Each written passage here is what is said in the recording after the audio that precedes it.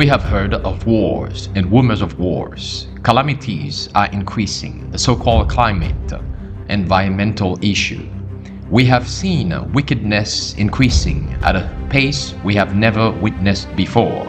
Do you think that it is time for us, as Amos chapter 4 verse 12 tells us, to prepare to meet our God? Prepare for the last days, a devotional from the writings of Ellen G. White.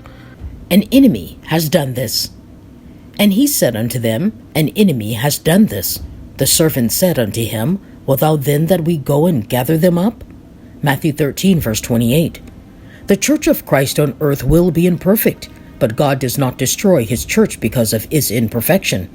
There has been and will be those who are filled with zeal, not according to knowledge, but who would purify the church and uproot the tares from the midst of the wheat. But Christ has given special light on how to deal with those who are erring and with those who are unconverted in the church. There is to be no spasmodic, zealous, hasty action taken by church members and cutting off those they may think defective in character. Tares will appear among the wheat, but it would do more harm to weed out the tares, unless in God's appointed way, than to leave them alone.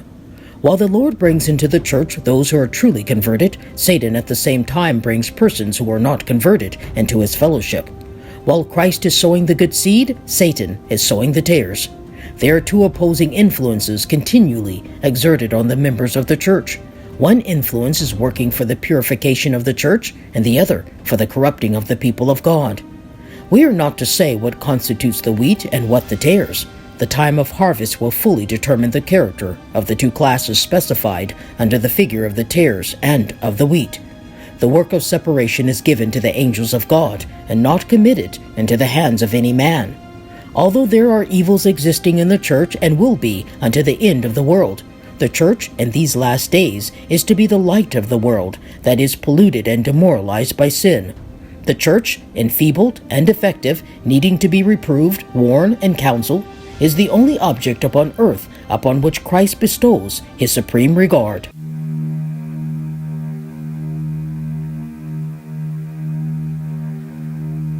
There'll be no dark valley when Jesus comes.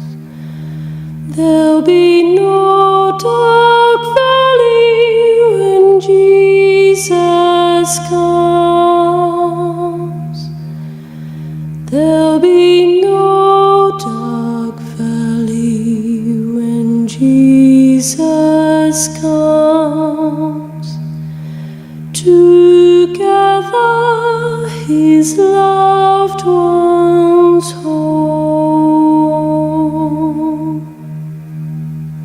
There'll be no dark valley when Jesus comes.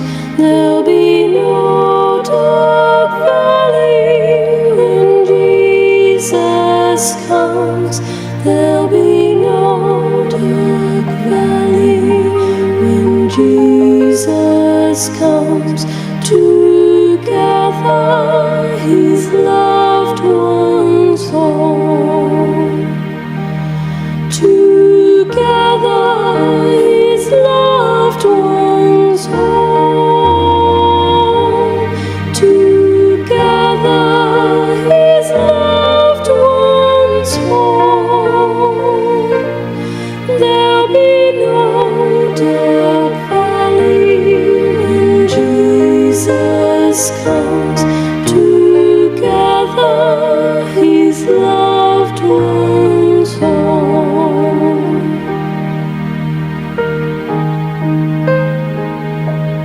There'll be no more sorrow when Jesus comes.